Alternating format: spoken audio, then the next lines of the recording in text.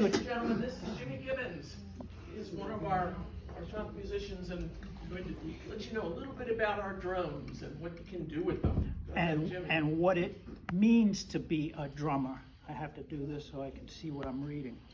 I'm going to give you a very brief demonstration of two techniques for auditioning. First one is, now the person who is auditioning you, you know what he's going to say? You're awesome. When I go in and audition, this is what he's going to hear.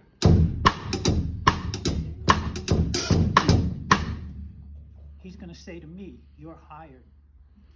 And the reason for it is, the first one is all ego. The second is humility. All right? What is the drummer's job? You fellas know? Okay, I'm not putting you on the spot. I don't expect you to know. All right? The drummer has only one job. It is not to solo. It is not to play the melody. It is to keep time. No matter what, until your musical director changes it. Tempo, whatever, stops you. Sometimes somebody has to stop me. All right. Now, you can have a great band and a mediocre drummer. What do you have? A mediocre band. But if you have a mediocre band and a great drummer, what do you have? A great band, exactly. Now, for you young fellas here, don't just be a drummer. Be a percussionist. I'm just a drummer. This is all I play and can barely play that. All right? Learn timpani, vibes, chimes, everything that our videographer here, thank you, Bill, cut in.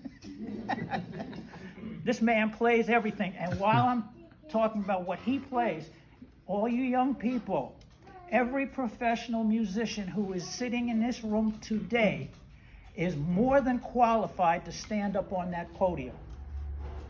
That's how great they are, all right? So learn all you can, fellas. What else? Oh, and don't label yourself. Yeah, I'm a jazz drummer. I'm a rock drummer. No, be a commercial drummer. Learn to play different styles of music, and especially learn your Latin stuff, because as a club date musician, you're going to have to know these kind of things. And speaking of club dates and professionalism, professionalism is not about money. Professionalism is PAD. Punctuality, appearance, and deportment. When you're early, you're on time. When you're on time, you're late. Your appearance, don't come in with cutoffs and t-shirts like you just came off your day job. And D is your deportment. How do you carry yourself on your job? Reading. I mean, somebody who can read like me should definitely not talk about it. Because I'm illiterate. I know how to read, I just don't like reading. But make sure you read and practice. And I'm not going to say that's how you get to Carnegie Hall. Be good enough to go to Carnegie Hall. But practice and make sure you're reading. Why do we have two eyes? One eye to look at the music, and the other eye to look at your musical director at all times. And seriously, you think I'm looking at all this? That's why, what do you call this thing? This music stand is here to make me look like I'm part of the band. I'm serious. I just put it up there, and everybody thinks everything is cool. But, okay. Excuse me.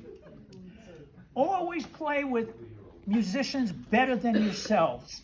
That's how you learn and grow. And if I was going to be in a band and I was the leader, I'd quit. I really would. I couldn't. And listen to what the band is playing and protect the melody.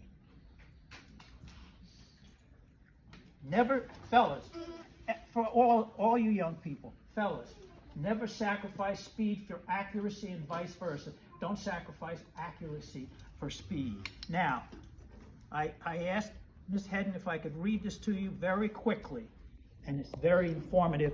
And Miss Baldelli, I got it. It was a crisp Sunday morning.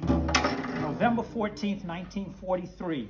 Leonard Bernstein, just 25 years old and relatively unknown outside musical circles, expected an ordinary day, but fate had other plans. An urgent call came in.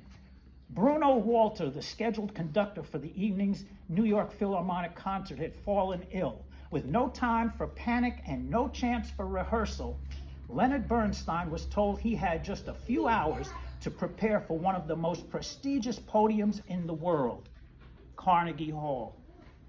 Armed with only his memory of the scores and a fire in his soul, Bernstein stepped onto the stage that evening in front of a packed house and a national radio audience. From the first sweeping gesture of his baton, the energy shifted. The orchestra followed his lead with precision and passion. The performance was electric, and when the final note hung in the air, the audience erupted. Applause roared. Backstage, the young conductor could barely process what had just happened. By the next morning, the New York Times had the story on its front page. Leonard Bernstein, a young substitute with no rehearsal and everything to prove, had stunned the classical music world. That night didn't just mark a brilliant performance, it marked the birth of one of the greatest musical careers of the 20th century. Leonard Bernstein would go on to compose, teach, and conduct around the world. But it all began with one chance, one moment, and the courage to rise to it. So in other words, always be prepared. How are you going to be prepared? Practice. Don't say practice makes perfect. Good practice makes perfect. And in conclusion, I would like to say, for my drummers especially, as the Duke of Ellington says, it don't mean a thing if it ain't got that swing. And my own quote, music is my life, and my life is music. Thank you all very much.